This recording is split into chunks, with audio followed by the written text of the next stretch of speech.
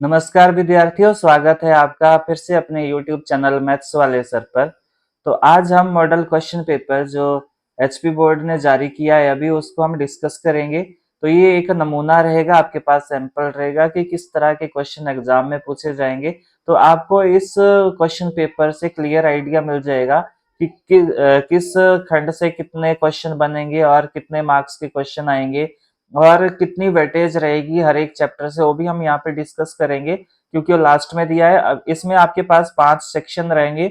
अभी आज हम इस वीडियो में सिर्फ 4 सेक्शन को कवर करेंगे और नेक्स्ट लेक्चर में हम एक सेक्शन को कवर करेंगे और वेटेज को ध्यान में रखेंगे। वहां पे डिस्कस करेंगे किस चैप्टर से कितनी वेटेज है।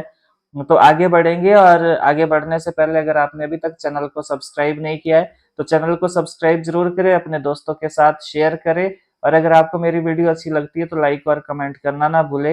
और शुरू हो जाए अब। साथ में अपनी कॉपी और पेन रखिए और साथ में नोट भी करते रहे। यहाँ पे कुछ हम जनरल इंस्ट्रक्शन जो निर्देश यहाँ पे दिए उसके बारे में भी डिस्कस करेंगे।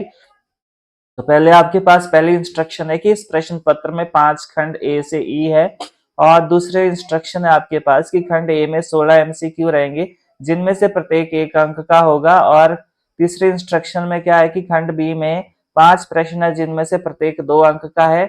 और चौथे में क्या है कि खंड सी में आपके पास 7 प्रश्न है जिनमें से प्रत्येक 3 अंक का है। और पांचवा जो रहेगा वो खंड डी है जिसमें आपके पास केस स्टडी आधारित प्रश्न रहेंगे और जिनमें से प्रत्येक 4 अंक के होंगे। और फिर आपके पास छठा जो इंस्ट्रक्शन है इसमें है कि खंड ई में 5 प्रश्न है जिनमें से प्रत्येक 5 अंक का है। और फिर आपके पास जो ये 7th इंस्ट्रक्शन है तो यहाँ पे लिखा है कि जो सभी प्रश्न है वो अनिवार्य है आपके पास। तो सभी प्रश्न अनिवार्य है आपके पास, और हालांकि खंड बी के 2 प्रश्न, खंड सी के 3 प्रश्न, खंड ई के 2 प्रश्नों में आंतरिक और अतिरिक्त विकल्प दिया है आपको। और 8वें में है कि जहां तक संभव हो साफ सुथरी आकृति आप बनाएं। और ये मैक्सिमम मार्क्स 80 नंबर का रहेगा, और इसमें से 20 नंबर की आईएनए रहेगी जो स्कूल बेस्ड रहेगी आपके पास, और समय रहेगा आपके पास 3 घंटे। तो चलो शुरू करेंगे। तो पहला क्वेश्चन है आपके पास सेक्शन ए में 16 मार्क्स का रहेगा ये। Which of the following is an irrational number, इनमें से कौन सी अपरिमेय संख्या है। तो आपने इसको बहुत केयरफुली हैंडल करना है इस क्वेश्चन को, क्योंकि आपको पता है कि 16 का वर्गमूल क्या होता है, 4। तो आपको ध्यान रहता है कि वर्गमूल वाली संख्या है तो इसको हम क्या मान लेते हैं, अपरिमेय मान लेते हैं। परंतु आपको यहाँ पे कंफ्यूज करने के लिए दिया जा रहा है।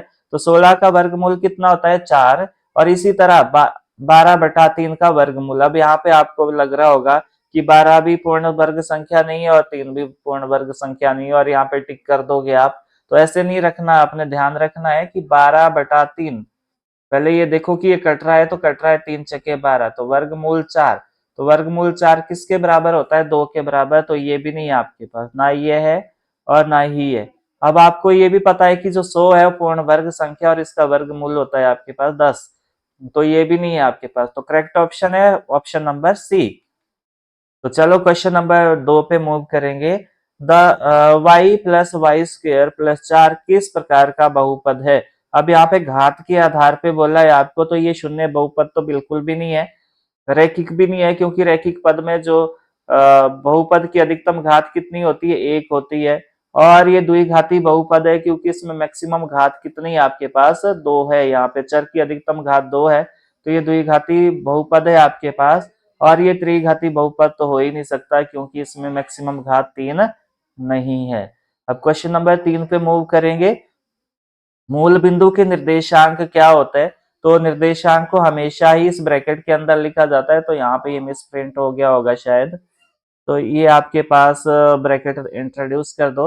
और मैंने आपको बताया था कि जो मूल बिंदु के निर्देशांक होते हैं वहां पे x भी 0 होता है और y भी 0 होता है आपके पास। तो इसको हम ऐसे लिखेंगे 0,0, पहले पे x होता है दूसरे पे y होता है। तो मूल बिंदु के निर्देशांक क्या होंगे, 0 और 0।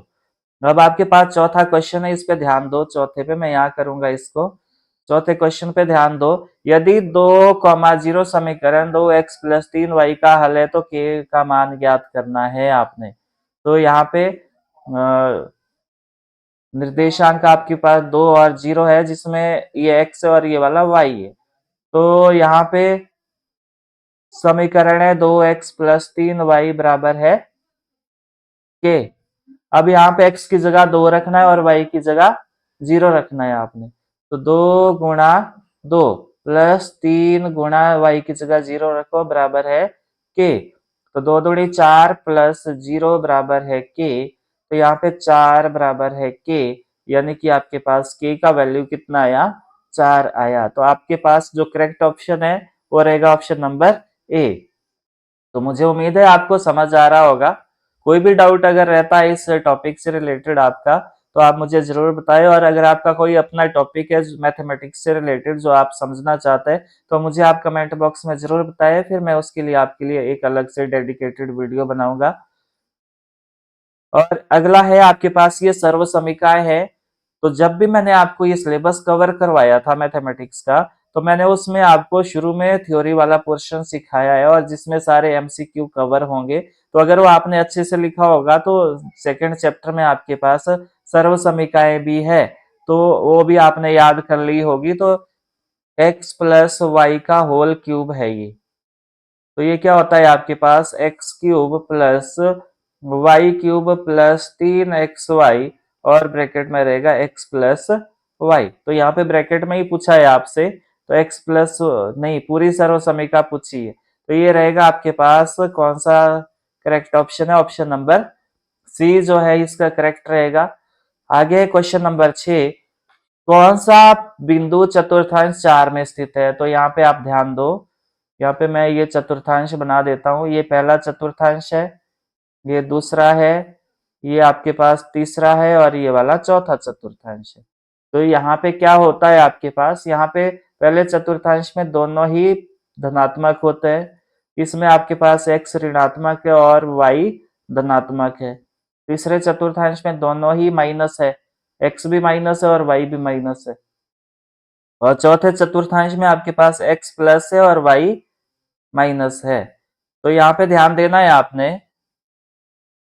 यहाँ पे चौथे चतुर्थांश में आपके पास क्या है, चौथे चतुर्थांश में x प्लस है और y माइनस है, y माइनस है। x धनात्मक है और y ऋणात्मक है। तो कहाँ पे x धनात्मक यहाँ है और y ऋणात्मक, ये कौन सा ऑप्शन रहेगा, ऑप्शन नंबर बी करेक्ट रहेगा।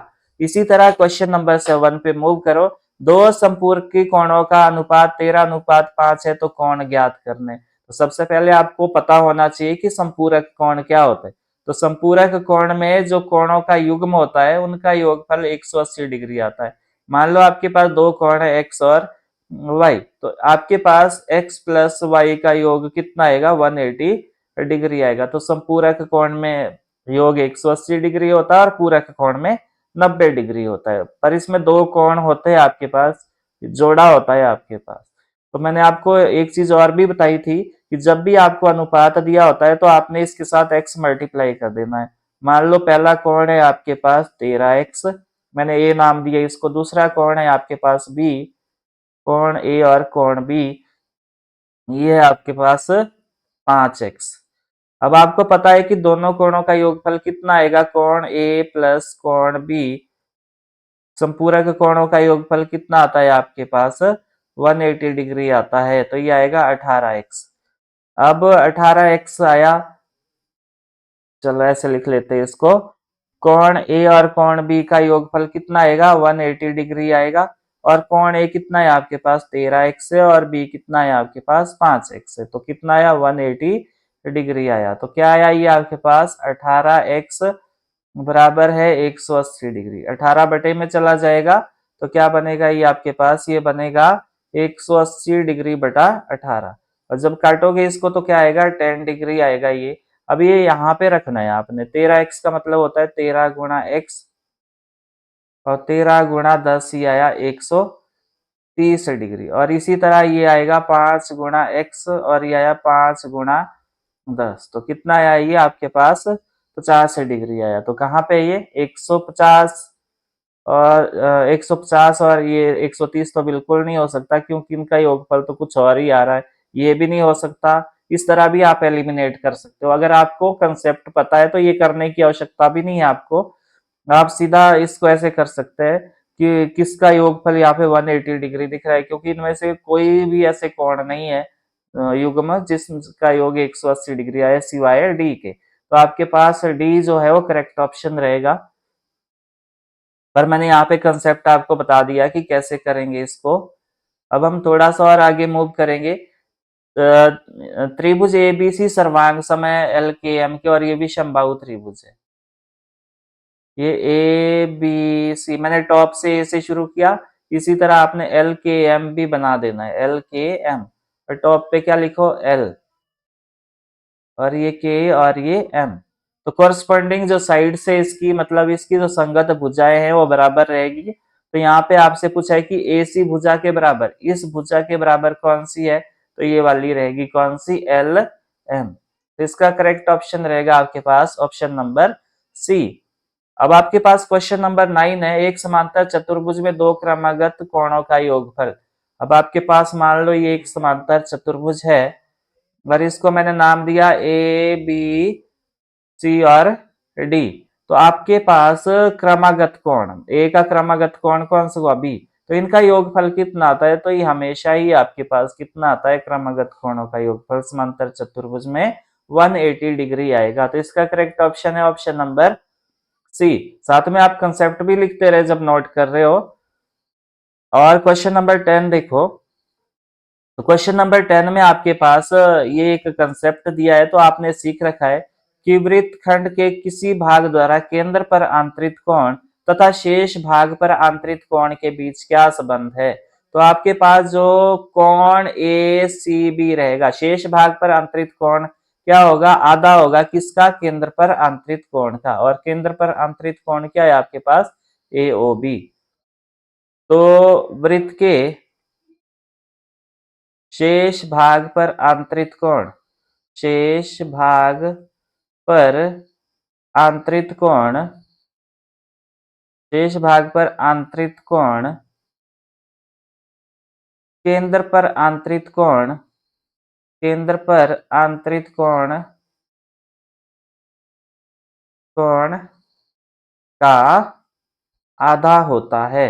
ये एक कंसेप्ट है, आपने वृत्त वाले चैप्टर में पढ़ा था, आधा होता है। तो ये कितना आएगा, आधा है तो आधा हो जाएगा, और ये आएगा 40 डिग्री। 80 का आधा कितना हो गया, 40। तो इसका करेक्ट ऑप्शन रहेगा ऑप्शन नंबर सी। इसी तरह आपके पास क्वेश्चन नंबर 11 है। तो ये आपके पास 10 का कंसेप्ट था, ये आपके पास 9 का कंसेप्ट है, और ये वाला आपके पास 8, क्वेश्चन नंबर 8। तो अब आपके पास ये 11th नंबर पर देखो, 11वां क्वेश्चन, भुजाओं 5 सेंटीमीटर, 12 सेंटीमीटर, 13 सेंटीमीटर वाले त्रिभुज का अर्ध परिमाप आपने निकालना है। तो ये 11वां क्वेश्चन है। तो अर्ध परिमाप का फॉर्मूला क्या होता है आपके पास, अर्ध परिमाप जिसको हम सेमी पेरीमीटर भी बोलते हैं, इसको एस से डिनोट करते हैं हम। तो ये तीनों भुजाओं का जोड़ बटा 2 होता है आपके पास। तो आपके पास ए कितना है, 5 प्लस 12 प्लस 13 बटा 2। तो ये आया आपके पास कितना, 18 और 2 20 और 30। तो ये आया आपके पास 30 बटा 2 which is equal to 15 centimetre. तो यहाँ पे कहाँ है, इसका बी ऑप्शन जो है वो करेक्ट रहेगा। इसी तरह क्वेश्चन नंबर 12 देखो, एक यदि एक लंब वृत्तीय शंकु की त्रिज्या 4 सेंटीमीटर तथा इसकी ऊंचाई, तिर्यक ऊंचाई दी है 5 सेंटीमीटर, तो इसका आयतन ज्ञात करना है आपने। तो ये 12वां क्वेश्चन यहाँ करता हूं मैं। तो आपके पास एक शंकु दिया है इस तरह का, और इसकी जो ऊंचाई दी है यानी कि एच दिया है कितना, एच नहीं दिया है, एच आपने निकालना है। तो यहाँ पे एल दिया है कितना, एल दिया है आपके पास 5 सेंटीमीटर, और इसकी जो त्रिज्या है वो कितनी दी है, 4 सेंटीमीटर। तो आपको पता है ये यहाँ से यहाँ को 4 है, और ये यहाँ से यहाँ को 5 सेंटीमीटर। तो यहाँ पे आप पाइथागोरस प्रमेय लगा के, या एक फॉर्मूला पढ़ा है आपने, एल स्क्वायर बराबर है R square plus H square. क्यों कर रहा हूं मैं? क्योंकि हमें एच चाहिए। हमें पता है कि बेलन का आयतन क्या होता है, पाई आर स्क्वायर एच होता है। तो आर भी है परंतु एच नहीं है, सिर्फ तिर्यक को चाहिए। तो यहाँ से आप थोड़ा सा इसको सॉल्व करोगे तो L square minus R square बराबर है एच स्क्वायर आएगा। आर स्क्वायर मैंने आर को लाया, तो एल की वैल्यू कितनी है आपके पास, 5 का वर्ग, और आर की वैल्यू क्या है, 4 का वर्ग, बराबर है एच स्क्वायर। तो ये कितना आया, 25 माइनस 4 का स्क्वायर 16 बराबर है एच स्क्वायर। तो कितना आया, 9 बराबर एच स्क्वायर। तो एच कितना आया, ये वर्गमूल बन जाएगा इसका वर्ग, बराबर से पार को ले जाओ तो ये वर्गमूल 9 जो किसके बराबर है, 3 सेंटीमीटर के बराबर है। तो अब आप आयतन का फॉर्मूला लगाओगे। आयतन आयतन का फॉर्मूला क्या होता है, पाई आर स्क्वायर एच। पाई की वैल्यू क्या लेनी है आपने, 22/7, और आर की वैल्यू क्या है आपके पास, आर की वैल्यू आपके पास 4, और एच की वैल्यू कितनी है, 3। तो कितना है ये आपके पास, ये आएगा पाई आर स्क्वायर है ये। तो ये आएगा आपके पास 22/7 गुणा 4 का वर्ग होता है 16 गुणा 3, 16×3 = 48। तो ये आया 22 गुणा 16×3 = 48/7। तो कितना आया ये आपके पास, 22 गुणा करोगे आप, 22 को गुणा करोगे किससे, 22 गुणा 48, तो ये आएगा आपके पास 1056। और 1056 को भाग दोगे आप 7 से, तो भाग दोगे 7 से, तो ये आया आपके पास लगभग, 1 मिनट, ये क्या है, लंबवृत्तीय शंकु है ये, सॉरी थोड़ा सा यहाँ पे गड़बड़ हो गया। और यहाँ पे मैं इरेज कर देता हूँ इसको। यहाँ पे यहाँ तक तो ठीक है, परंतु आयतन रहेगा क्या, ये शंकु का आयतन है आपके पास। तो ये रहेगा आपके पास 1/3, पाई की वैल्यू 22/7, आर की वैल्यू 4 का वर्ग, और एच की वैल्यू कितनी आई, एच की वैल्यू आई 3, क्योंकि फॉर्मूला क्या होता है, पाई आर स्क्वायर एच 1/3 शंकु का। तो 3 से 3 कैंसिल हो गया, और ये कितना बचेगा आपके पास, ये बनेगा आपके पास 22 गुणा 4×4 = 16/7। तो कितना आया है, 22/7 करोगे जब, तो ये आएगा आपके पास 22 गुणा 16, ये आया 352/7। 7 से इसको आप भाग दोगे तो ये आया आपके पास 50 पॉइंट, ये आया लगभग आपके पास कितना, 50 पॉइंट। परंतु यहाँ पे एक चीज और है, फिर से गड़बड़ हो गया कि पाई की वैल्यू नहीं रखनी, आपने पाई की वैल्यू एज इट इज रहने दो। तो मैं दोबारा ही कर देता हूँ इसको, 1 मिनट, क्योंकि पाई के पदों में आंसर, ये भी ध्यान दो, मैंने ऑप्शन पे ध्यान नहीं दिया था। तो आयतन रहेगा आपके पास क्या, 1/3 पाई आर स्क्वायर एच, वैल्यू रख दो। तो ये आएगा आपके पास 1/3, पाई की वैल्यू नहीं रखेंगे हम, आर की वैल्यू है 4 का स्क्वायर गुणा एच की वैल्यू है 3। तो ये आया 3 से 3 कट गया, और 4 का वर्ग होता है 16 पाई सेंटीमीटर क्यूब।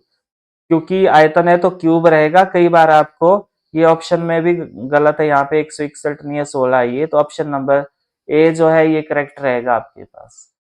तो ये भी ध्यान रखना आपने, कई बार हो सकता है यहाँ पे एक ऑप्शन 16 पाई सेंटीमीटर स्क्वायर भी हो, तो स्क्वायर क्षेत्रफल के लिए होता है और आयतन में क्यूब लगाना होता है। क्वेश्चन नंबर 13 देखो,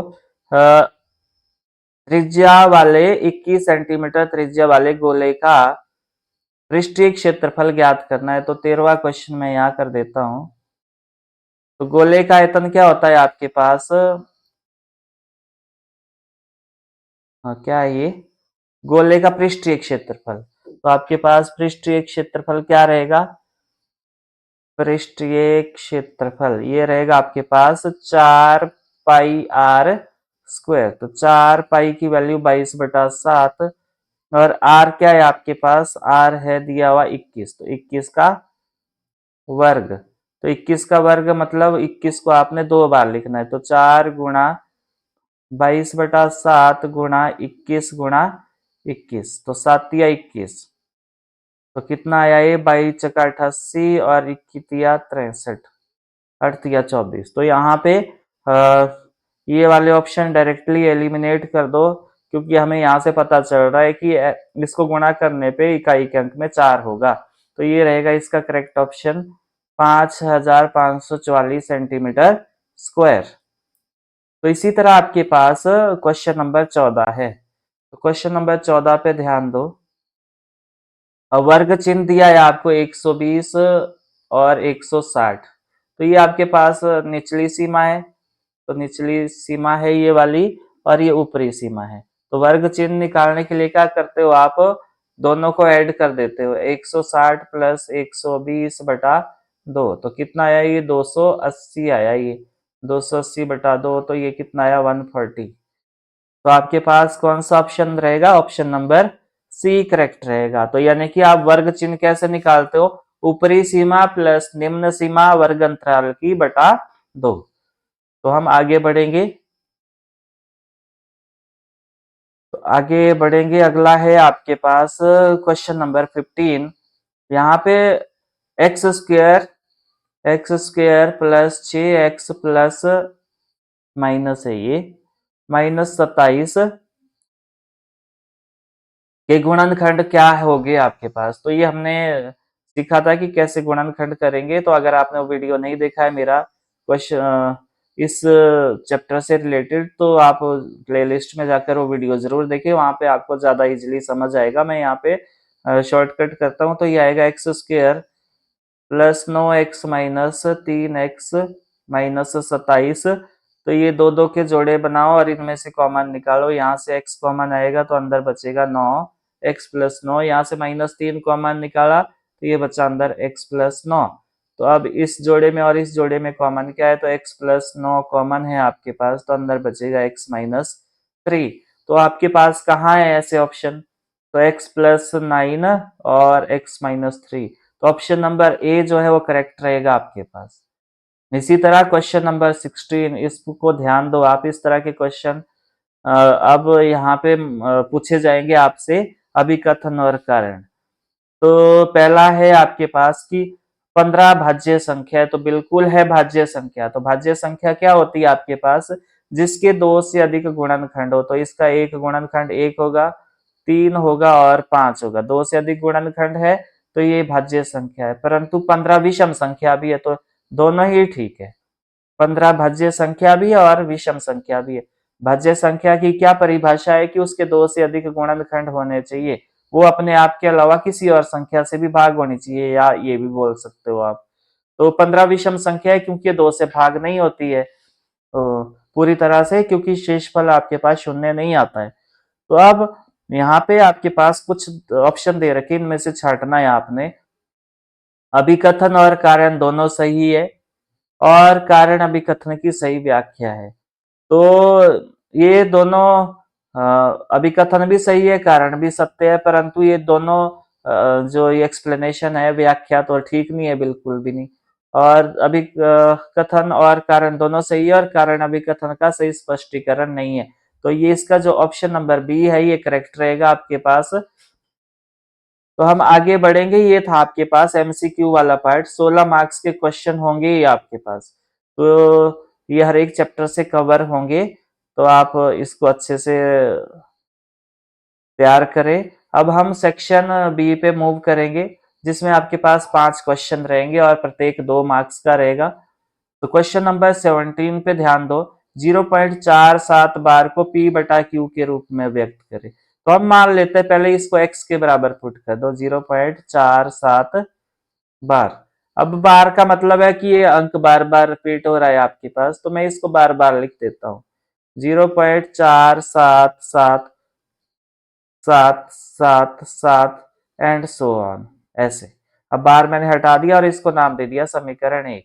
अब आपने यहाँ पे सबसे पहले तो इसको x के बराबर रखना है। दूसरे में आपने क्या करना है कि जितने के ऊपर बार है, कितने डिजिट के ऊपर बार है, कितने अंक के ऊपर बार है, एक के ऊपर बार है। तो एक के ऊपर बार होगा तो 10 से गुणा करोगे, दो के ऊपर बार होगा तो 100 से गुणा करोगे, तीन के ऊपर बार होगा तो 1000 से गुणा करोगे इस समीकरण एक को। तो हम यहाँ, क्योंकि एक के ऊपर बार है, एक ही अंक के ऊपर बार है, तो हम यहाँ इसको 10 से गुणा करेंगे। तो लिखो यहाँ पे समीकरण एक को 10 से गुणा करने पर, 10 से गुणा करने पर, तो अगर आपको ये नहीं आता और आप इसको तैयार करना चाहते हो तो आप मेरे जो लेक्चर नंबर एक चैप्टर एक का जो लेक्चर नंबर है उसको ध्यान से देखिए आप, शायद 3 या 4 पे होगा। तो वहां पे आपको ये ज्यादा अच्छे से एक्सप्लेन करके मिलेगा, तो वहां से आपको इजिली समझ आ जाएगा। तो यहाँ 10 से गुणा करने पर क्या मिला, तो x बराबर है 0.4777 एंड सो ऑन। इसको आप 10 से गुणा कर दो तो लेफ्ट हैंड साइड भी 10 से गुणा हो जाएगी और राइट हैंड साइड भी। तो ये आएगा, जब यहाँ गुणा करोगे 10x, और जब यहाँ करोगे तो ये डेसिमल एक अंक आगे खिसक जाएगा तो 4 आगे आ जाएगा। तो ये इस तरह रहेगा आपके पास एंड सो ऑन। और ये मिल गई आपको समीकरण 2। अब आपने क्या करना है, समीकरण दो में से समीकरण एक घटाने पर, समीकरण एक घटाने पर इसको घटा दो, घटाने पर क्या मिला, तो ये मिलेगा आपको 10x बराबर है 4.7777 एंड सो ऑन। और नीचे रहेगा आपके पास x बराबर है 0.4777 एंड सो ऑन। तो इसको आप घटा दो, तो घटाओगे तो इधर से तो सारा जीरो हो गया, परंतु यहाँ पे बचेगा ये कितना, 3 बचेगा और यहाँ पे 4 बचेगा, और 10x में से एक x चला गया तो 9x बचेगा। तो 9x कितना है आपके पास, 4.3। तो इसका डेसिमल उड़ा दो तो ये आएगा 9x बराबर है 43/10। अब ये x जो है ये चाहिए आपको, तो 9 बटे में जाएगा तो ये बन जाएगा 43/9 गुणा 10, जो किसके बराबर आया, 43/90। तो आपके पास क्या आया, x जो है वो 0.47 बार था, वो किसके बराबर आया, 43/90 के बराबर आया, जो कि एक परिमेय संख्या है, परिमेय संख्या। यहां लिख देता हूं मैं, x बराबर 0.47 बार किसके बराबर आया, ये आया आपके पास 43/90, जो कि किस फॉर्म में आ गया, p/q के फॉर्म में आ गया, और जहां पे q नॉट इक्वल टू 0 है। तो जो कि एक परिमेय संख्या है। तो ये आ गया आपके पास p/q के रूप में, परिमेय संख्या है। मुझे उम्मीद है आपको समझ आ रहा होगा। अब क्वेश्चन नंबर 18 पे मूव करो। क्वेश्चन नंबर 18 देखो, यहाँ पे हर का परिमेयकरण करने को बोला है आपको। तो इसका हर का परिमेयकरण कैसे करेंगे, संख्या है आपके पास √5 प्लस √2। तो यहाँ पे लिखोगे हर का परिमेयकरण, हर का परिमेयकरण करने पर। अब हर में देखो क्या है आपके पास, हर में आपके पास, हर में क्या है आपके पास, √5 प्लस √2। तो ये एज इट इज लिखो, √5 प्लस √2, यहाँ पे गुणा लगा दो, और जो हर में है आपके पास वही लिख दो यहाँ पे, √5 और √2, परंतु निशान उल्टा कर देना, अगर यहाँ प्लस है तो यहाँ पे माइनस करो। तो जो यहाँ लिखा आपने वही यहाँ बटे में भी लिखना है आप। तो ये क्या हो गया आपके पास, हर का परिमेयकरण। तो हम डायरेक्ट गुणा करेंगे अंश को अंश के साथ, तो 1 गुणा √5 माइनस √2, और बटे में रहेगा ये √5 प्लस √2, और यहाँ पे रहेगा √5 माइनस √2। तो ऊपर तो सॉल्व हो चुका है, इसको a मान लो, इसको b मान लो, पद सेम है परंतु प्लस माइनस का फर्क है। तो आपको पता है a प्लस बी और a माइनस बी किसके बराबर होता है, ए स्क्वायर माइनस बी स्क्वायर के। तो ये सर्व समीका यहाँ पे लगेगी। तो यहाँ पे ए की जगह अंडर रूट 5 है और बी की जगह अंडर रूट 2 है। तो ये आएगा under root 5 minus under root 2 बटे में आएगा अंडर रूट 5 का वर्ग माइनस अंडर रूट 2 का वर्ग।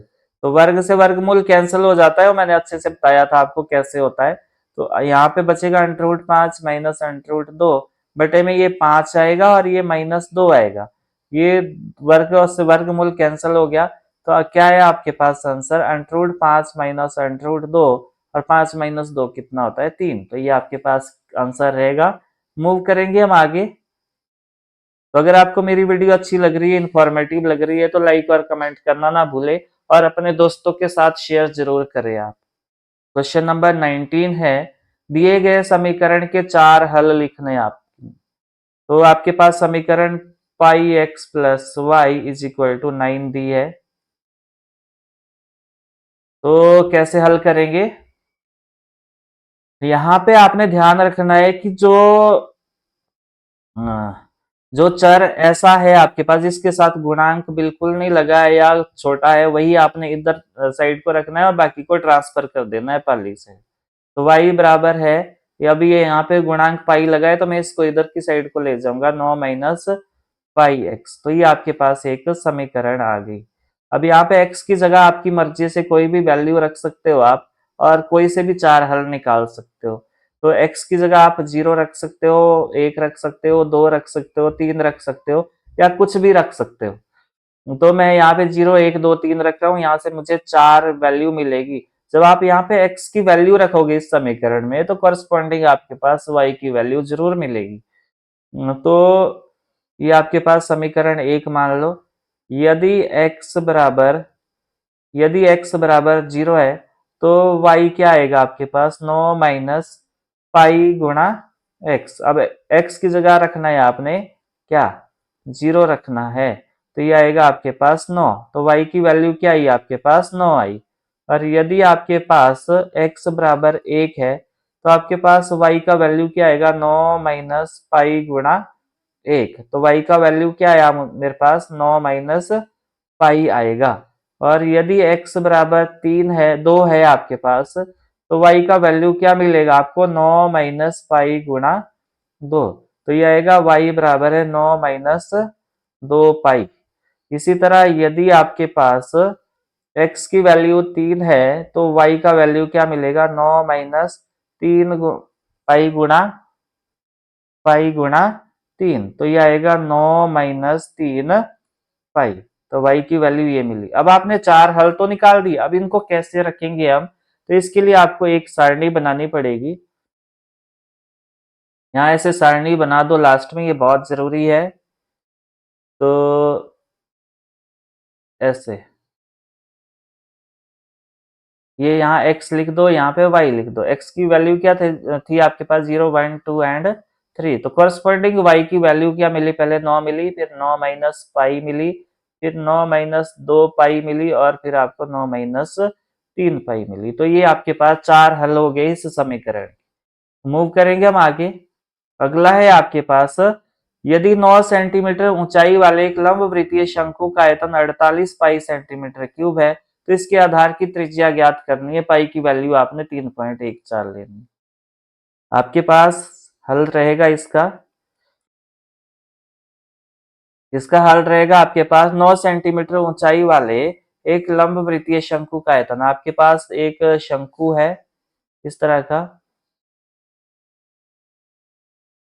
और इसकी ऊंचाई आपको दी है कितनी? h बराबर है कितनी? 9 सेंटीमीटर दी है। तो आपने इसकी त्रिज्या निकालनी है नंबर 1 पे। तो त्रिज्या निकालनी है और इसका जो आयतन दिया है वो कितना दिया है? तो यहाँ पे लिखेंगे हम शंकु का आयतन। शंकु का आयतन कितना दिया है आपको? ये दिया है 48 पाई सेंटीमीटर क्यूब। और शंकु की ऊंचाई कितनी दी है? शंकु की ऊंचाई, तो शंकु की ऊंचाई आपको दी है कितनी? ये दी आपको 9 सेंटीमीटर। तो अब आपको यहाँ पे फॉर्मूला लगाना है शंकु का आयतन। शंकु का आयतन का फॉर्मूला क्या होता है आपके पास? शंकु के आयतन का फॉर्मूला होता है 1/3 पाई आर स्क्वायर एच। अब यहाँ पे वैल्यू रख दो। देखो शंकु का आयतन क्या दिया है आपको? 48 पाई दिया है, तो मैं इसके नीचे यहाँ पे लिखूंगा 48 पाई, जो किसके बराबर होगा? 1/3 पाई आर स्क्वायर एच। और एच की जगह क्या लिखोगे आप? एच दिया है आपको 9, तो यहाँ पे काट दो, 3 3 9, और पाई से पाई कैंसल हो गया। तो ये क्या मिला आपको? 48 3 गुणा आर स्क्वायर। तो आपको आर चाहिए तो इसके साथ जो 3 है ये हटाना पड़ेगा, गुणा में तो पार्ली साइड को जाके बटे में चला जाएगा ये। तो 48/3 बराबर है आर स्क्वायर। काटोगे 16 थी 48, 16 बराबर है आर स्क्वायर आया। और आपके पास आर स्क्वायर कितना आया? 16 आया। परंतु आपको आर चाहिए, तो आर चाहिए तो ये स्क्वायर हटाना पड़ेगा और इसका बनेगा वर्गमूल। तो वर्गमूल 16, तो वर्गमूल 16 कितना होता है आपके पास? 4। तो ये त्रिज्या क्या आ गई आपके पास? 4 सेंटीमीटर।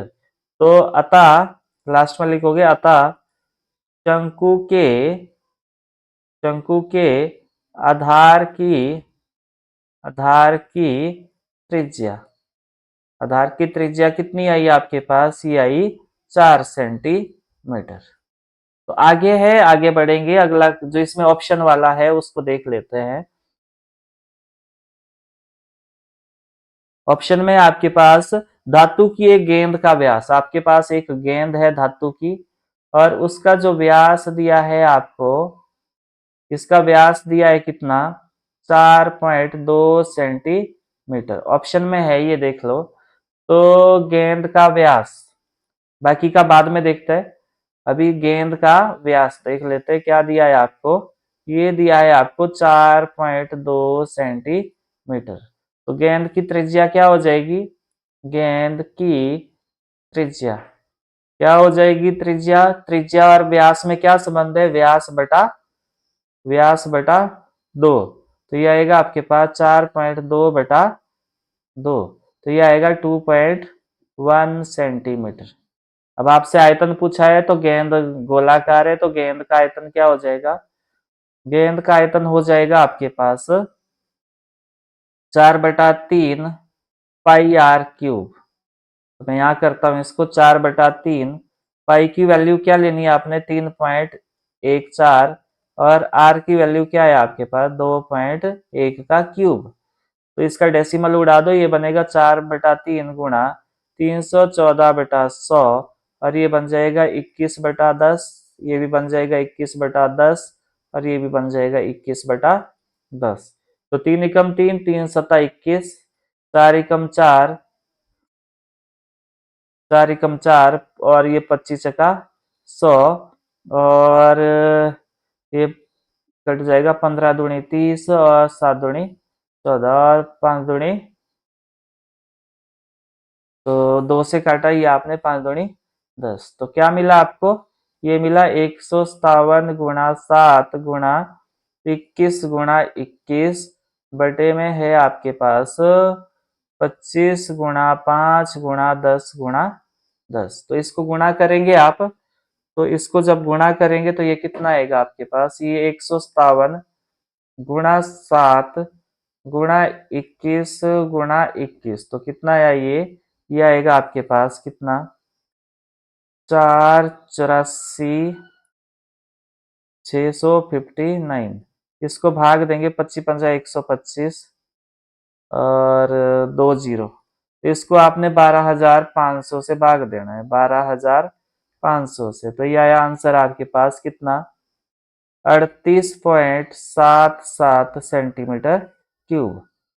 अभी आयतन तो आपके पास आ गया 38.77।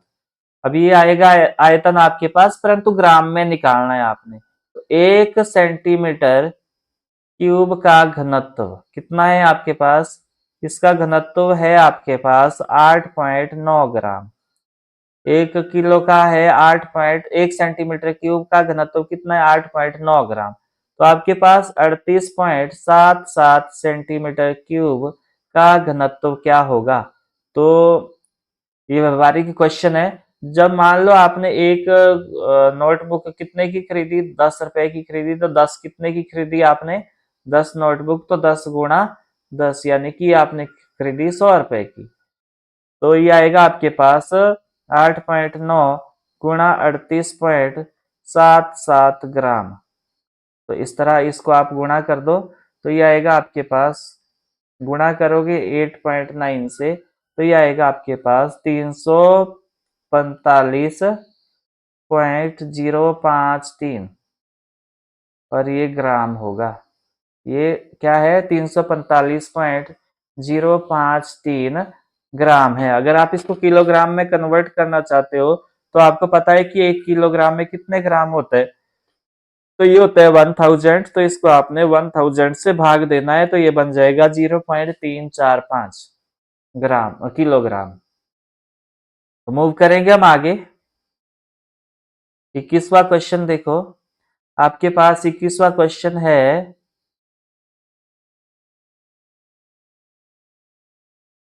ये है आपके पास 2x plus 3y plus 2z का होल स्क्वायर। अगर आप इस पे ध्यान दे पा रहे हो, तो ये कुछ, अगर मैं इसको a मान लूं या x मान लूं, इसको y मान लूं या b मान लूं या इसको c मान लूं, तो ये आपके पास एक सर्वसमीका है a प्लस बी प्लस सी का होल स्क्वायर। तो वो किसके बराबर होता है आपके पास, A square plus B square plus C square plus 2ab plus 2bc plus 2ca। ये एक सर्वसमीका है, मुझे यहाँ पे लगेगी। तो इस फॉर्म में ये ऑलरेडी दे रखा है, तो इधर को मूव करेंगे हम। a का स्क्वायर यानी कि 2x का स्क्वायर, b स्क्वायर मतलब 3y का whole square, plus C square यानी कि 2z का होल स्क्वायर, प्लस 2 गुणा ए कितना है आपके पास 2x, बी कितना है आपके पास 3y, प्लस 2bc, बी कितना है आपके पास 3y, सी कितना है आपके पास 2z। इसी तरह प्लस 2c कितना है आपके पास 2z, और a कितना है आपके पास 2x। अब इस 2x² का मतलब है कि 2 का भी स्क्वायर और x का भी स्क्वायर, वैसे ही 3 का भी स्क्वायर और y का भी स्क्वायर, वैसे ही यहाँ पे 2 का भी स्क्वायर और z का भी स्क्वायर। इनको आपस में गुणा कर दो, ये वाला ये अलग से है और ये अलग से है, गुणा कर दो तो ये आएगा 2 दूनी 4, 4 तिये 12 एक्स वाई, प्लस 3 दूनी 6, 6 दूनी 12 वाई जेड, प्लस 2 दूनी 4 दूनी 8, 8 जेड एक्स। 2 का स्क्वायर आपके पास 4, x square as it is, 3 का स्क्वायर 9 वाई स्क्वायर, प्लस 2 का square 4 z square, plus 12 x y, plus 12 y z, plus 8 z x. तो इसी तरह और ऑप्शन में जो है और वाला ये देख लेते हैं। ये है आपके पास 3/2 एक्स प्लस 1 का होल क्यूब।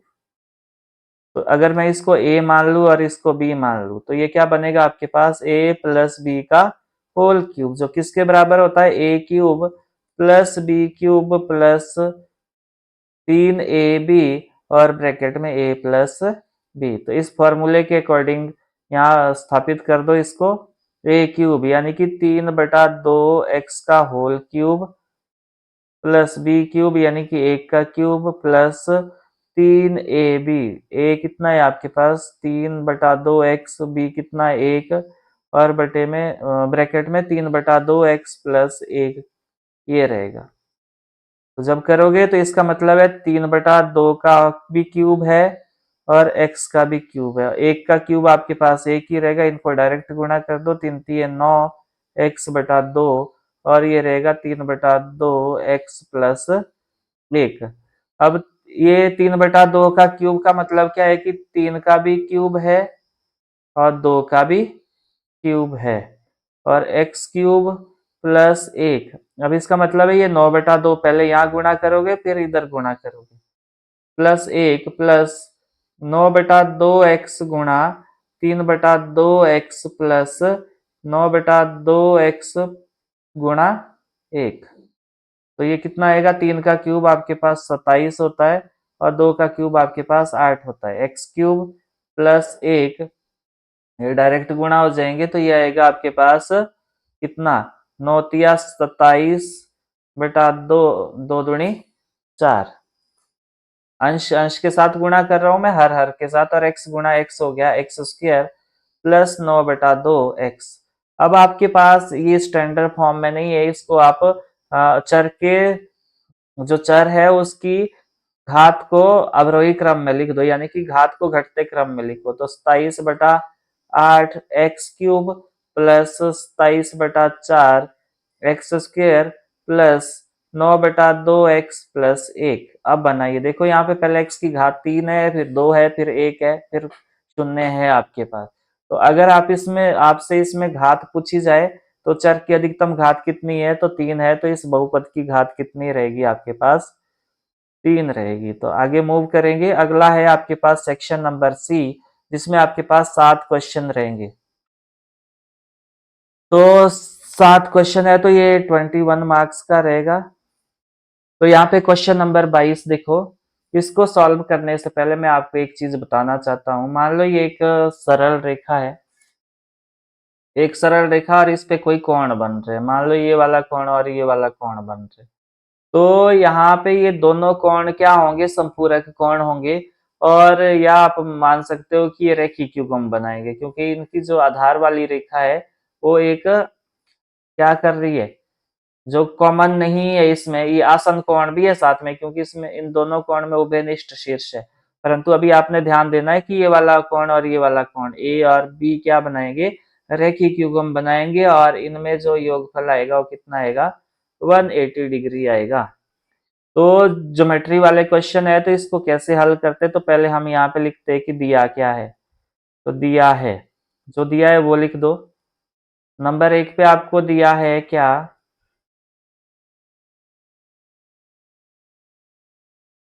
कोण पी क्यू आर है, जो किसके बराबर है, ये पी आर क्यू के बराबर है। इसको आप समीकरण 1 नाम दे दो, चलो यहीं पे। तो सिद्ध क्या करना है आपको, सिद्ध करना है, ये भी लिख दो, सिद्ध करना है। क्या सिद्ध करना है आपको, आपको सिद्ध करना है कि कोण पी क्यू एस जो है वो पी आर टी के बराबर है।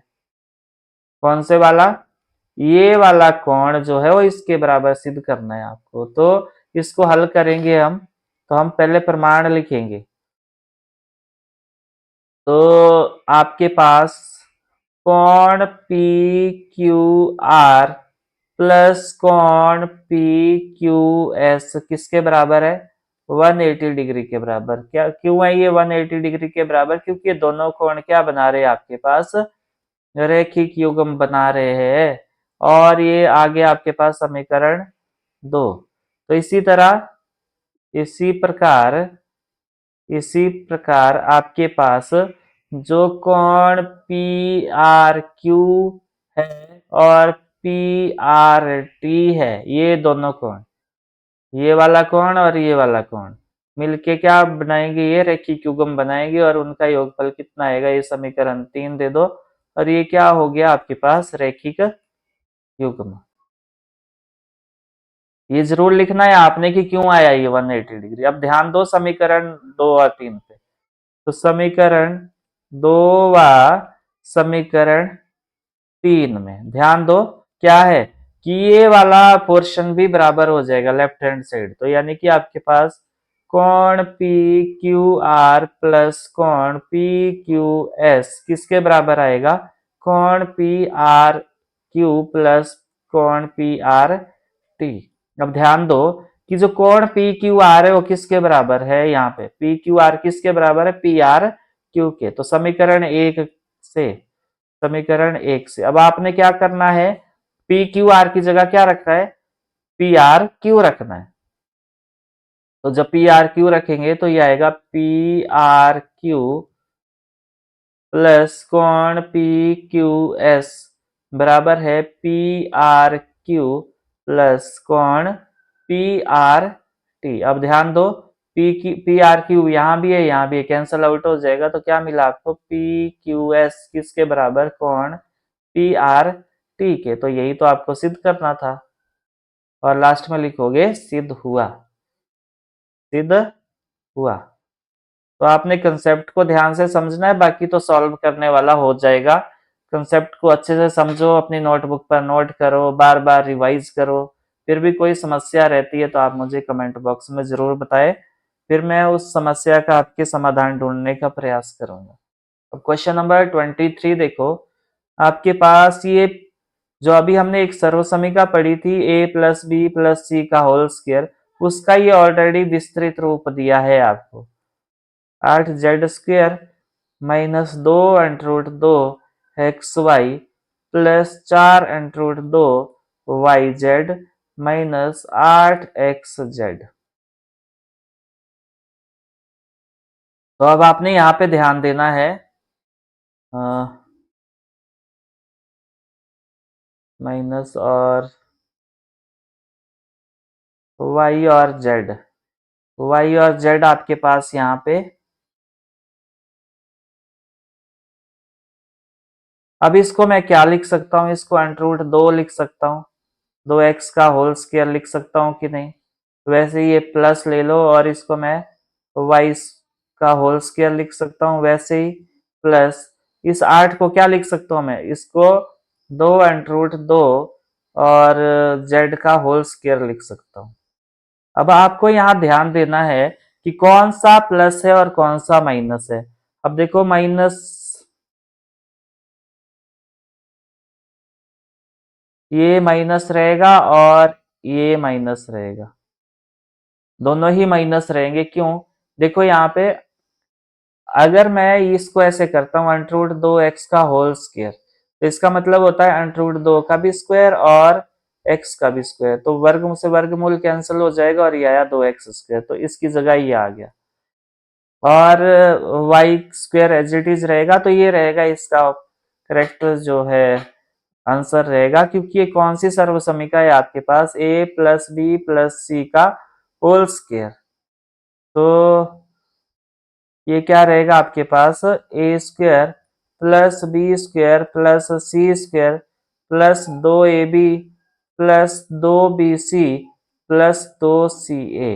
तो ये इस फॉर्म में दिया हुआ आपको पहले ही, तो आपने इस फॉर्म में लाना है, इस साइड वाली फॉर्म में। तो क्या बनेगा, √2x, इसको मैं क्या लिख सकता हूँ, माइनस वाई माइनस 2√2z का होल स्क्वायर। तो ये रहेगा आपके पास आंसर। अब आपके पास अगला क्वेश्चन है, इसमें जो ऑप्शन वाला है और वाला, इसको देख लेते हैं। ये आपके पास 27x³ plus y³ plus z³ minus 9xyz। तो इसको मैं क्या लिख सकता हूँ, 27 को 3 का cube, x³ plus y³ plus z³ और इसको मैं क्या लिख सकता हूँ, 3 गुणा 3x गुणा y गुणा z। तो ये एक सर्वसमीका है आपने जो पढ़ी है, वो क्या है आपके पास, वो है आपके पास a³ plus b³ plus c³ minus 3abc, ये किसके बराबर है, a plus B plus C, A plus B plus C, और ये रहेगा a² plus b² plus c² minus A B minus B C minus सी ए। तो ये एक सर्वसमीका है आपके पास जो आपने याद कर लेनी है। तो इस फॉर्म में ऑलरेडी आपको दिया है, इस फॉर्म में इधर को लाना है आपने। तो पहले इसको स्टैंडर्डाइज फॉर्म में लिखो, इसको लिख सकता हूं मैं 3x का whole cube plus y³ plus z³ minus 3 गुणा 3x, ए की जगह क्या है यहाँ पे 3x है, बी की जगह आपके पास y और c की जगह आपके पास z है। तो इसको a मान लो, इसको b मान लो, इसको c मान लो। तो ये क्या आएगा आपके पास, a plus B plus c, 3x plus y plus z. तो ये आएगा आपके पास 3x का होल स्क्वायर, यहाँ पे ये वाला ब्रैकेट लगा दो, चलो 3x का होल स्क्वायर प्लस y का स्क्वायर प्लस z का स्क्वायर प्लस, प्लस नहीं है अब ब्रैकेट है आपके पास, अब आपके पास ब्रैकेट है तो ये क्या है आपके पास, सॉरी ये क्या था, अच्छा माइनस ए बी है। अब आपके पास माइनस ए गुणा बी, 3x गुणा y, minus B c, y गुणा जेड, माइनस सी ए, तो जेड गुणा 3x, जेड गुणा, जेड गुणा 3x। तो ये क्या आएगा आपके पास, ये आएगा 3x plus y plus Z, और ये 3 का भी स्क्वायर और x का भी स्क्वायर, तो ये आएगा 9x square plus y square plus z square minus 3xy minus y गुणा जेड हो गया वाई जेड माइनस 3zx या xz। तो ये रहेगा इसका आंसर। मूव करेंगे हम आगे। अगला देखो आप, ये आकृति में देख लो क्या करना है इसमें, तो इसका हल करते हैं हम। हाँ यहाँ पे दिया क्या है, दिया है, दिया क्या है आपको, आपको दिया है कि जो AC है वो किसके बराबर है, BD के बराबर है। और सिद्ध क्या करना है आपको, सिद्ध करना है। तो सिद्ध क्या करना है आपको, आपको सिद्ध करना है AB बराबर है CD। तो इसमें हम प्रमाण लिखेंगे पहले, तो दिया क्या है आपको, वहीं से शुरुआत करेंगे। AC किसके बराबर दिया है आपको, BD के बराबर दिया। इसको सर्व समीका एक नाम दे सकते हैं, समीकरण एक। आपको पता है कि जो बिंदु, बिंदु बी ए व सी के बीच स्थित है, बीच स्थित है। जब ये बीच में स्थित है तो क्या होगा, जो आपके पास AC है वो किसके बराबर आ जाएगा, AC किसके बराबर आ जाएगा आपके पास, ये आएगा AB प्लस BC। अब आप यहाँ पे ध्यान दो, अगर मान लो ये बीच में बिंदु B है और ये A है और ये C है, तो आपके पास AC क्या हो जाएगा, AB प्लस BC हो जाएगा। तो इसी तरह ये हो गया आपके पास, इसको नाम दे दो समीकरण दो। इसी प्रकार, इसी प्रकार बिंदु, बिंदु C B व D के बीच स्थित है, बीच स्थित है। तो क्या होगा तब, तब आपके पास जो AD आ जाए, सॉरी जो BD आ जाएगा आपके पास, BD आ जाएगा, वो क्या आ जाएगा, BC प्लस CD आ जाएगा। ये समीकरण 3। तो समीकरण 2 और 3 का मान कहां पे रखना आपने, समीकरण 1 में। समीकरण, समीकरण 2 व समीकरण 3 का मान समीकरण एक में, एक में रखने पर, एक में रखने पर क्या मिला आपको, AC की जगह क्या लिखोगे आप, AB प्लस BC। क्या लिखोगे, AB प्लस BC बराबर है, यहाँ पे क्या लिखोगे, BC प्लस CD। अब आपको पहले ही दे रखा है कि जो अब आपको सिद्ध क्या करना है कि AB किसके बराबर है, CD के। तो यहाँ पे देखो BC यहाँ भी है तो यहाँ भी है, कैंसल आउट हो जाएगा। क्या बचा, इधर को AB बचा, उधर को CD बचा। यही तो आपको सिद्ध करना था, यही आपके पास आ गया। तो लास्ट में लिखोगे सिद्ध हुआ, सिद्ध हुआ। तो ये सिद्ध हो गया आपके पास। तो मुझे उम्मीद है आपको समझ आ रहा होगा। मूव करेंगे हम आगे। अगला क्वेश्चन है आपके पास ये वाला, क्वेश्चन नंबर 25। तो क्वेश्चन नंबर 25 को ध्यान से देखो। वैसे तो हम इसको RHS नियम से भी सिद्ध कर सकते हैं, परंतु देख लेते हैं। तो इसको पढ़ने से पहले मैं एक चीज बताना चाहता हूं आपको कि माना दो रेखाएं जब प्रतिच्छेद करेगी तो इसके जो सम्मुख कोण बनेंगे वो क्या होंगे, बराबर होंगे। तो यानी कि 1 2 3 4, तो 1 और 3 कोण जो है वो बराबर होंगे और 2 और 4 बराबर होंगे, और इनको क्या बोलते हैं आप, शीर्षाभिमुख कोण। तो क्या यहाँ पे भी बन रहे कुछ इस तरह के, तो बिल्कुल बन रहे ये वाले और ये वाले। तो पहले हम यहाँ पे लिखेंगे कि दिया है क्या आपको, दिया है। तो क्या दिया है आपको, नंबर 1 पे आपको दिया है कि जो ए बी और ए डी बी सी पर, एक रेखाखंड ए बी पर, ए बी रेखाखंड पर ए डी और बी सी दो लंब है। ए बी रेखा पर कौन से लंब है? ए डी लंब है किस पर?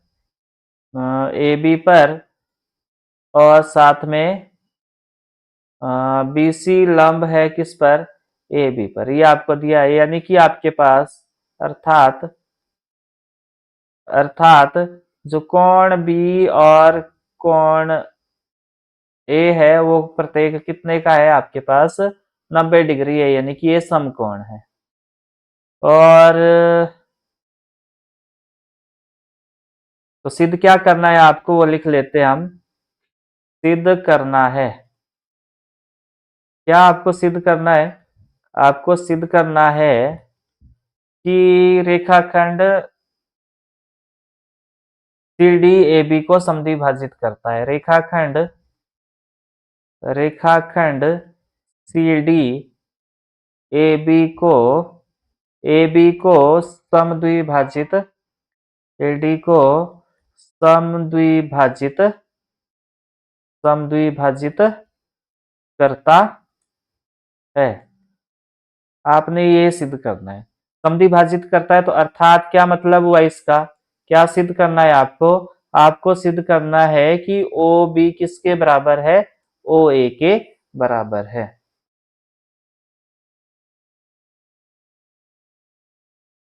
तो क्या सिद्ध करना है आपको? ओ बी बराबर है ओ ए। तो ये सिद्ध करना है। अब आपको यहाँ पे प्रमाण लिखना है। प्रमाण देखो, तो यहाँ पे हम दो आकृतियों की बात करेंगे। ये आपके पास कोण एक मान लो, ये वाला कोण दो मान लो। तो आपके पास प्रमाण है।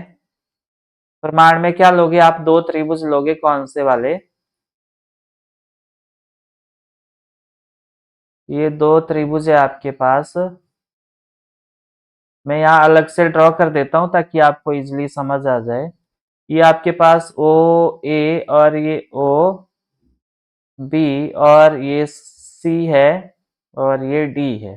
तो ये आपके पास 90 डिग्री है, ये वाला भी 90 डिग्री है, ये वाली भुजा इसके बराबर है, और ये वाला कोण, इसको कोण एक और दो मान लो आप।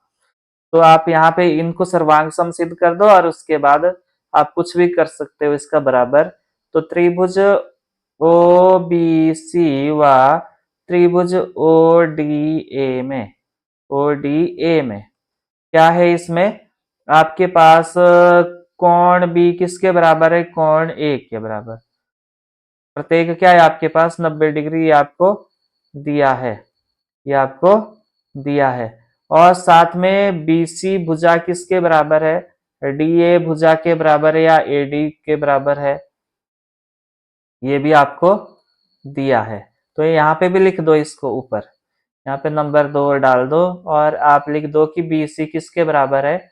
डीए के बराबर। ये दिया है आपको।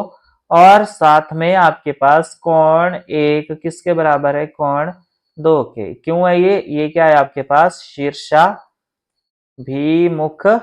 कोण। ये आपके पास शीर्षाभिमुख कोण है। और इससे क्या हुआ कि त्रिभुज जो ओबीसी है वो सर्वांग समसिद्ध हो गया। किसके? त्रिभुज ओ डी ए के। कौन से नियम द्वारा? भुजा कोण भुजा ए एस ए नियम द्वारा। ए मतलब कोण और एस स्टैंड फॉर साइड। सर्वांग समसिद्ध हो गए तो जिसका मतलब क्या हुआ आपके पास कि ओ बी किसके बराबर हो गया? ओ ए के। क्यों हो गया? यहाँ पे लिखना आपने सर्वांग सम त्रिभुज के संगत भाग बराबर होते हैं, बराबर होते हैं, बराबर होते हैं। तो आ, अब क्या लिखोगे लास्ट में? अतः सिद्ध हुआ, अतः सिद्ध हुआ। ये बराबर कब आएंगे? ओ बी ओ ए के बराबर कब आएगा? जब ये रेखाखंड डीसी जो है इसको समद्विभाजित करेगा। अतः सिद्ध हुआ कि रेखाखंड सी डी ए बी को समद्विभाजित समद्विभाजित करता है। तो अगला क्वेश्चन देखो, अगला है आपके पास ये वाला, इसी का ऑप्शन है ये। तो जरा इस पे आप फोकस करो और ट्राई करो इसको कि कैसे हल होगा। मैं 2 मिनट पॉज कर देता हूँ आपके लिए, आप वीडियो को भी पॉज कर ले और इसको सोचो कि कैसे होगा ये।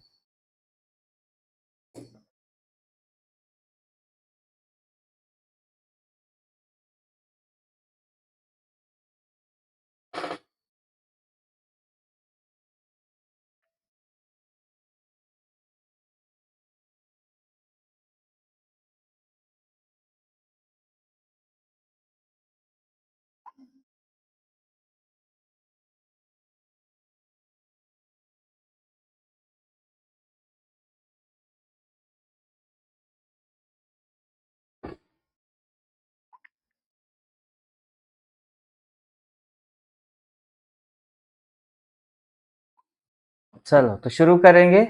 आपने सोच लिया होगा कि कैसे करेंगे इसको। तो यहाँ पे 2 त्रिभुज दिए आपको, एक ऊपर वाला त्रिभुज है और ये आपके पास दोनों ही क्या है, समबाहु त्रिभुज है। ये आपके पास ए बी सी है और ये प्रत्येक भुजा इसकी 2 भुजाएं बराबर है। और एक आपके पास ये वाला त्रिभुज है, अलग से बना देता हूं मैं, ये आपके पास बी और सी है और ये वाला डी है।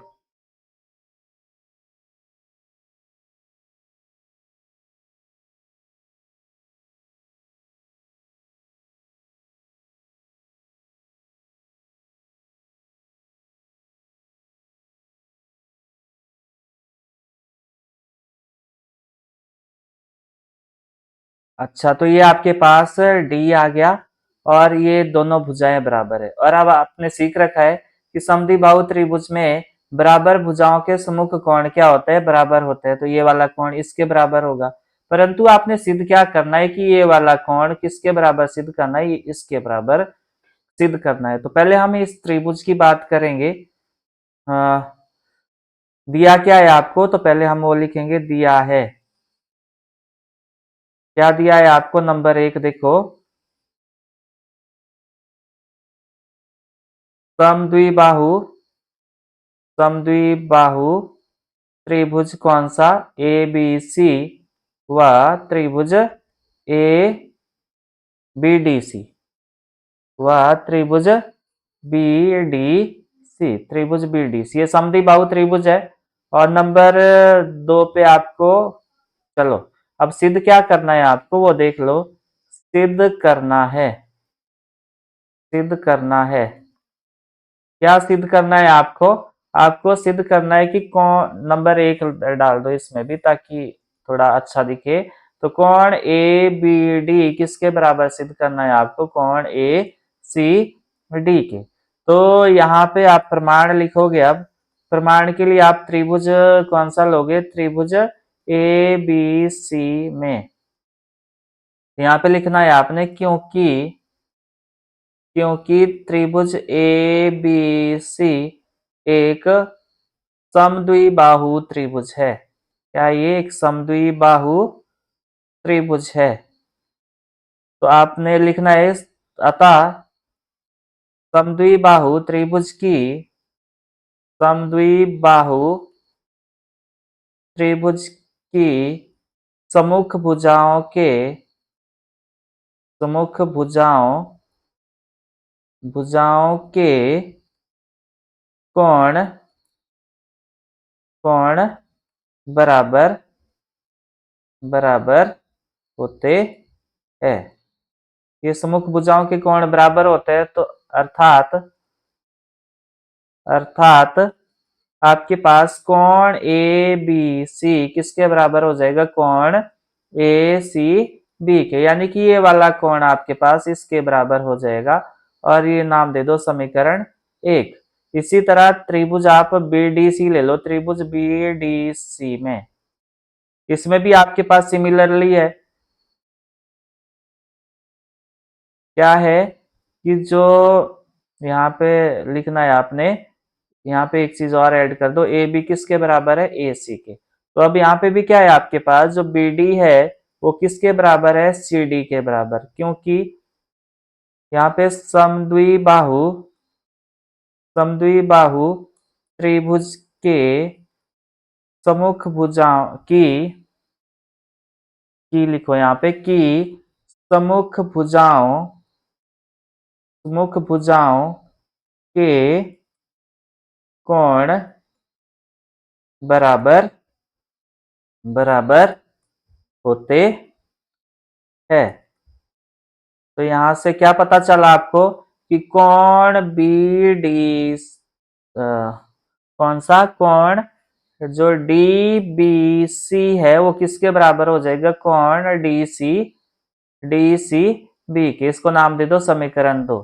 तो दोनों को ऐड कर दो, तो समीकरण 1 व समीकरण 2 को जोड़ने पर, तो जोड़ो जब तो लेफ्ट हैंड साइड के साथ जोड़ना और राइट हैंड साइड के। तो ए बी सी प्लस कोण डी बी सी बराबर है कोण ए सी बी प्लस कोण डी सी बी। अब ध्यान दो आकृति में कि ये वाला, यहाँ पे मैं अलग से हाईलाइट कर देता हूं, ये वाला कोण और ये वाला कोण मिलके क्या हो जाएगा, ये वाला कोण बना देगा आपके पास।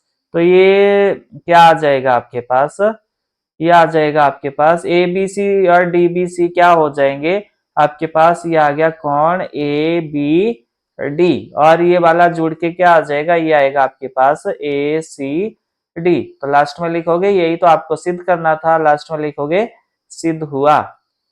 तो मुझे उम्मीद है आपको समझ आ गया होगा। तो आगे मूव करेंगे हम। अगला है आपके पास क्वेश्चन नंबर 26। तो दर्शाइए कि किसी समबाहु त्रिभुज का प्रत्येक कोण 60 डिग्री का होता है, और ऑप्शन में है यदि समांतर चतुर्भुज के विकर्ण बराबर हो तो दर्शाइए कि वो आयत है। तो ये तो आपके लिए होमवर्क रहेगा, ये वाला मैं करवा रहा हूं आपके पास, और अगर नहीं आएगा तो मुझे आपने बताना है, फिर मैं इसको हल करवा दूंगा आपके पास। एक समबाहु त्रिभुज बना दो, तो समबाहु त्रिभुज का प्रत्येक भुजा और प्रत्येक कोण आपके पास बराबर होते हैं। तो ये ए मान लो, ये बी मान लो और ये सी मान लो। तो आपने प्रत्येक कोण मान लिया कि एक्स है। तो यहाँ पे आपने लिखना है कि समबाहु त्रिभुज की प्रत्येक भुजा तथा प्रत्येक कोण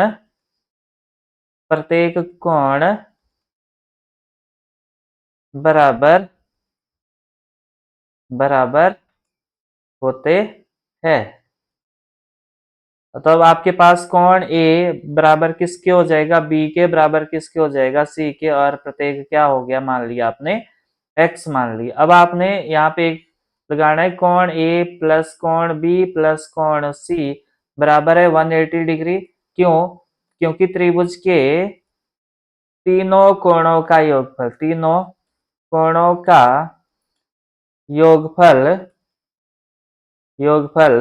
180 डिग्री होता है, 180 डिग्री होता है आपके पास। तो कोण ए बी एक्स है, बी बी एक्स है, सी बी एक्स है, बराबर किसके हो जाएगा, 180 डिग्री के। एक्स प्लस एक्स क्या हो जाएगा जुड़ के, 3x बराबर है 180 डिग्री। 3x का मतलब होता है 3 गुणा एक्स, गुणा वाली संख्या बटे में।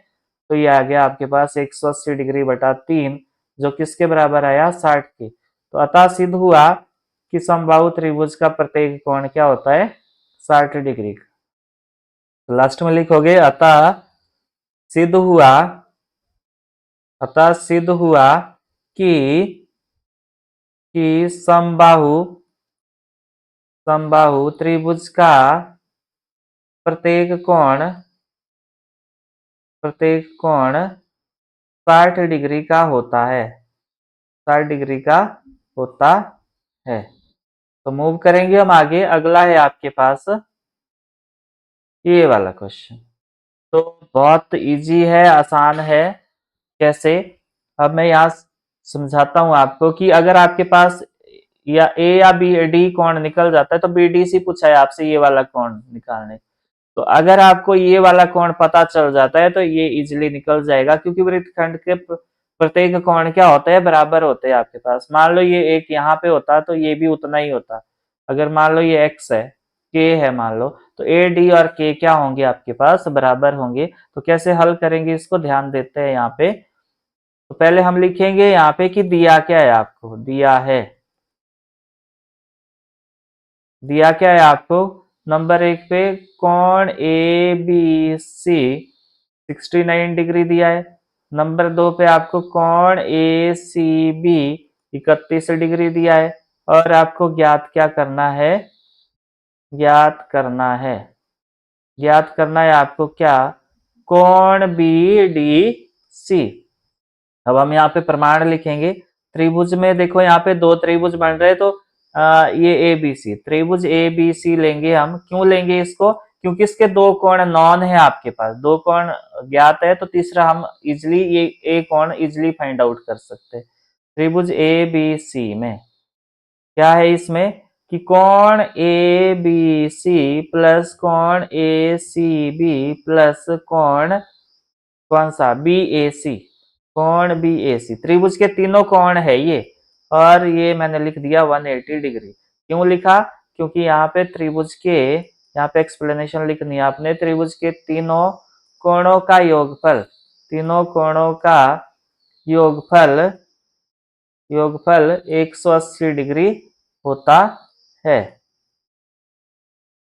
अब आपके पास ए बी सी कितना है, 69 डिग्री, बी ए सी बी कितना, 31 डिग्री, और कोण बी ए सी बराबर है 180 डिग्री। तो ये आएगा, जब जोड़ोगे इसको, 100 डिग्री प्लस कोण बी ए सी बराबर है 180 डिग्री, और ये 100 इधर को ले आओ तो बी ए सी क्या हो जाएगा आपके पास, 180 डिग्री माइनस 100 डिग्री। तो ये जब घटाओगे तो कितना आएगा, ये आएगा आपके पास 100 डिग्री। अब ये बी ए सी तो आ गया, तो जितना ही बी ए सी होगा उतना ही बी डी सी होगा। तो बी डी सी किसके बराबर हो जाएगा, कोण बी ए सी के, और ये कितना होगा, 100 डिग्री। क्यों होगा, क्योंकि वृत्तखंड द्वारा, वृत्तखंड के जो प्रत्येक कोण है वो क्या होंगे, बराबर होंगे। तो यहाँ पे लिखना आपने वृत्तखंड के, वृत्तखंड के प्रत्येक कोण, प्रत्येक कोण बराबर होते हैं। कारण जरूर देना है आपने, बराबर होते हैं। तो यहाँ से इजी हो गया ये, नहीं तो कैसे कैलकुलेट करते। मैंने यहाँ पे इस आकृति को ध्यान से देखा तो त्रिभुज एबीसी मुझे दिखा जिसमें दो कोण अननोन थे, दो कोण नॉन थे, तो मैंने तीसरा कोण ज्ञात कर लिया। और मुझे ये पता है कि जितना ही ए कोण होगा उतना ही डी होगा, क्योंकि वृत्तखंड द्वारा, ये मान लो ये वृत्तखंड है ना, तो इसके द्वारा बनाए गए कोण है ये शेष भाग पर। तो मुझे उम्मीद है समझ आ गया होगा आपको। आगे मूव करेंगे क्वेश्चन नंबर 28। तो क्वेश्चन नंबर 28 पे फोकस करो। पहले हम लिखेंगे यहाँ पे दिया क्या है आपको। तो दिया क्या है आपको वो लिख लेते हैं, दिया है नंबर 1 पे जो ए बी भुजा है वो किसके समांतर दी है, सी डी भुजा के। और नंबर 2 पे आपको दिया है क्या, नंबर 2 पे ए पी क्यू आपको दिया है कितना, 50 डिग्री। और नंबर 3 पे आपको दिया है क्या, कोण पी आर डी बराबर है 127 डिग्री। अब ज्ञात क्या करना है आपको, ज्ञात करना है, आपको ज्ञात करना है कोण x और y का मान।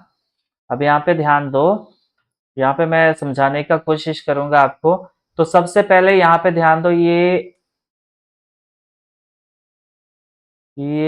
और ये जेड की आकृति बन रही है। तो जेड की आकृति में जो ये कोण बनेंगे ये बराबर होंगे। तो यहाँ पे लिखेंगे हम प्रमाण, यहाँ पे लिखोगे क्योंकि, क्योंकि ए बी भुजा किसके समांतर है, सी डी के। तो आपके पास कोण A P A P Q किसके बराबर है, कोण पी क्यू आर, कोण पी क्यू आर। और क्या है ये? अंतः एकांतरण कोण। और अंतः एकांतरण कोण के लिए आप किसका ध्यान करोगे? जेड की आकृति को ध्यान में रखोगे। अंतः एकांतरण कोण और ये बराबर होते हैं। तो ए पी क्यू कितना है आपके पास? 50 डिग्री और पी क्यू आर कितना है आपके पास? एक्स है। तो यहाँ से आपके पास एक्स का वैल्यू कितना आया? 50 डिग्री आया। तो यहाँ से आपको एक्स का वैल्यू मिल गया। अब ध्यान दो यहाँ पे, इस आकृति को पुनः ध्यान दो। अब यहाँ पे ये वाला और ये वाला भी तो जेड की आकृति को बना रहा है। तो यानी कि आपके पास कोण ए पी आर किसके बराबर हो जाएगा? कोण पी आर डी के। और ये भी क्या है आपके पास? अंतः एकांतरण कोण। तो अंतः एकांतरण कोण के लिए आप जेड की आकृति को ध्यान में रखोगे। अंतः एकांतरण कोण। तो ए पी आर किसका कॉम्बिनेशन है? ये ए पी आर ये दोनों का कॉम्बिनेशन है। किसका? कोण ए पी क्यू प्लस कोण क्यू पी आर बराबर है पी आर डी कितना है? 127 डिग्री है। तो ए पी क्यू कितना है आपके पास? 50 डिग्री। क्यू पी आर क्या है? वाई बराबर है 127 डिग्री। 50 पार को ले जाओ तो ये आएगा 127 माइनस 50। तो ये कितना है आपके पास? 77 डिग्री। तो वाई का वैल्यू कितना आया? 77 डिग्री। तो मुझे उम्मीद है आपको समझ आ गया होगा ये भी। कोई डाउट रहता है तो आप मुझे कमेंट बॉक्स में जरूर बताएं। और अगर आप इस चैनल पे नए हो या अभी तक आपने चैनल को सब्सक्राइब नहीं किया है तो चैनल को सब्सक्राइब जरूर करें, अपने दोस्तों के साथ शेयर करें। और अगर आपको मेरी वीडियो अच्छी लग रही है तो लाइक और कमेंट करना ना भूलें। अब आपके पास क्वेश्चन नंबर 29 है और यहाँ पे आपको कुछ एक ग्राफ दिया है, कुछ क्वेश्चन पूछे है। तो यहाँ पे अशोक की गेंद है आपके पास, यहाँ पे दीपक की बॉल है। ये पहला चतुर्थांश है, ये वाला दूसरा है और ये वाला आपके पास तीसरा चतुर्थांश है और ये वाला आपके पास चौथा चतुर्थांश है। अशोक की गेंद के निर्देशांक क्या है? तो अशोक की गेंद कहाँ पे है? यहाँ पे है, ये वाला। तो यहाँ पे x का वैल्यू कितना है? 3 है और y का वैल्यू कितना है? 4 है। तो इसके निर्देशांक क्या होंगे आपके पास? 3 और 4 है। 4 नंबर का क्वेश्चन रहेगा ये, इस तरह का पूछा जाएगा आपसे। और बिंदु O और O है जो आपके पास, इसको मूल बिंदु बोलते हैं आप। इसको क्या बोलते हैं? मूल बिंदु। और इसके निर्देशांक क्या होंगे? 0 और 0। तो इसको क्या बोलते हैं आप? मूल बिंदु। इसको बोला जाता है मूल बिंदु। रेखा एक्स और एक्स डैश को क्या कहते हैं? एक्स अक्ष है आपके पास। और ये क्या बोलते हैं? इसको क्षैतिज रेखा। इसको क्षैतिज रेखा बोला जाता है। और ये आपके पास वाई अक्ष है और इसको आप ऊर्ध्वाधर रेखा बोलते हो। क्या बोलते हो? ऊर्ध्वाधर रेखा। तो ये आपके पास ऊर्ध्वाधर रेखा रहेगी। तो इसको बोलते हैं आप एक्स अक्ष। और एक्स अक्ष यानी कि ये क्या है आपके पास? क्षैतिज रेखा है। ये आपके पास क्षैतिज रेखा है। अर्जुन की गेंद के निर्देशांक, अर्जुन की गेंद यहाँ है, इसके निर्देशांक क्या है? एक्स की वैल्यू -3 है और वाई की वैल्यू भी आपके पास -3 है। तो इसके निर्देशांक क्या है? -3 और -3। तो हम आगे बढ़ेंगे। अगला क्वेश्चन है इसमें ये वाला क्वेश्चन नंबर 30। हाँ, तो ये है आपके पास राजेश के घर की गुंबद अर्धगोलाकार है। तो एक जो उनके घर की गुंबद है वो इस तरह के आकार की है, यानी कि अर्धगोलाकार है ये। और उन्होंने इस पे व्हाइट वॉश करवाया और व्हाइट वॉश करवाने पे खर्चा इतना आया और 1 मीटर स्क्वायर का खर्चा इतना दिया है। तो पृष्ठीय क्षेत्रफल निकालना है आपने और बाद में इसका त्रिज्या निकालनी है। तो पहला क्वेश्चन हम अटेम्प्ट करेंगे। तो इसके लिए एक पृष्ठीय क्षेत्रफल निकालने के लिए क्या है? एक सूत्र है आपके पास। क्या? कुल व्यय, कुल व्यय और प्रति मीटर स्क्वायर, प्रति मीटर वर्ग मीटर का व्यय। तो ये इस तरह करके आप इसका क्षेत्रफल फाइंड आउट कर सकते हैं। तो कुल व्यय आपके पास कितना हो गया? ये हो गया 5590.20 और बटे में 15 रुपए। तो रुपए से रुपए कैंसिल हो गए, इसको सिंप्लीफाई करो। इसका डेसिमल भी उड़ा रहा हूं मैं। डेसिमल के बाद 2 अंक है तो बटे में कितना आएगा, 100 आएगा। बटे में 100 आया, 0 से 0 कैंसिल होगी, तो ये मिला आपको 55, 90, 2/150 सेंटीमीटर स्क्वायर। तो आपने क्या करना है, 55,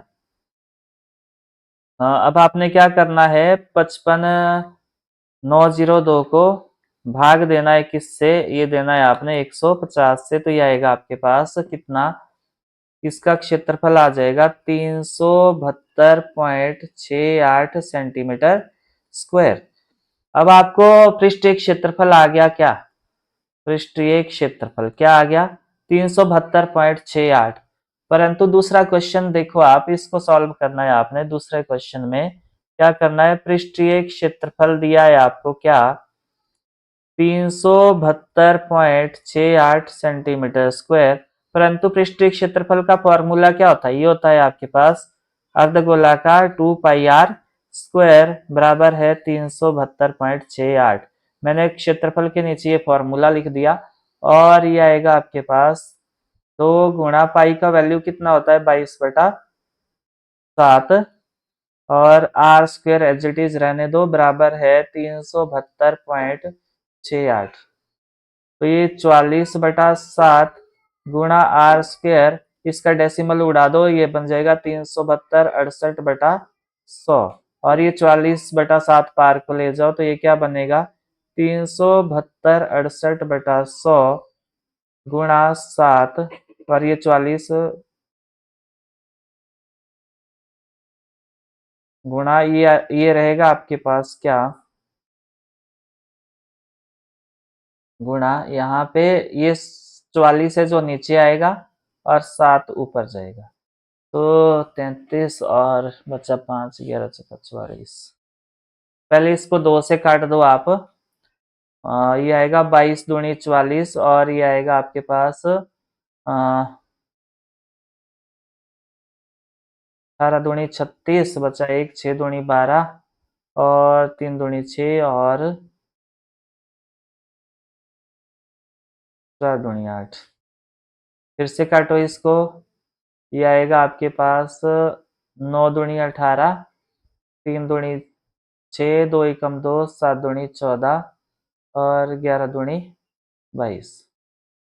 तो 11 8 88, कट जाएगा, 11 8 88, और बचा कितना, 3 2 5, 11 चका 44, और 11 चका 44। तो कितना मिला ये आपको, आर स्क्वायर बराबर है 844/100।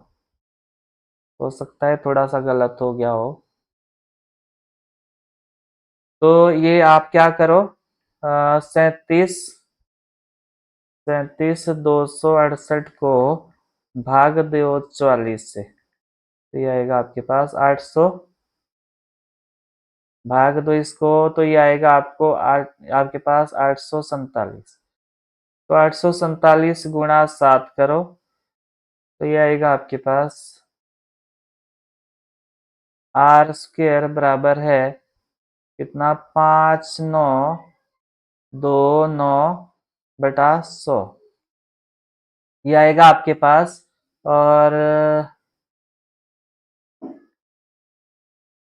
अब आपने क्या करना है, ये आर स्क्वायर स्क्वायर बराबर से पार को ले जाना है, तो ये बन जाएगा इसका वर्गमूल 5929/100।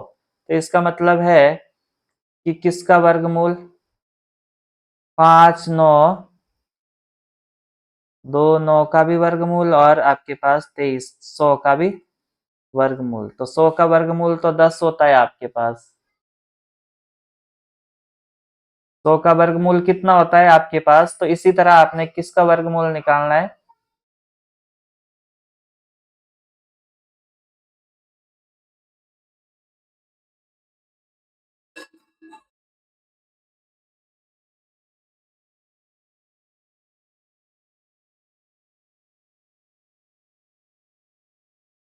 तो इसको मैं यहाँ कर देता हूँ। चलो अगले पेज पे ले जाते हैं इसको। आर बराबर है वर्गमूल 5929/100, 100 का वर्गमूल। तो आपको पता है 100 का वर्गमूल कितना होता है? 100 का वर्गमूल तो 10 होता है, और 5 9 2 9 का वर्गमूल कितना होता है? 77 होता है। तो ये आपके पास आ गई त्रिज्या, यानी कि ये आगे आपके पास 7 पॉइंट सेंटीमीटर है कि मीटर है? 1 मिनट में देख लूं।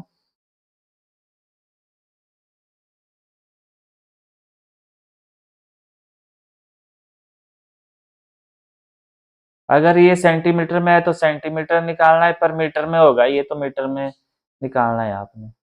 7.7 इकाई लिख सकते हो आप। इकाई में कुछ भी होगा आपके पास, सेंटीमीटर हो सकता है, मीटर हो सकता है।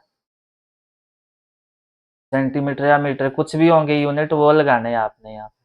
तो त्रिज्या क्या आ गई? अतः अतः गुंबद की त्रिज्या, तो ये रहेगी आपके पास क्या? 7.7 इकाई।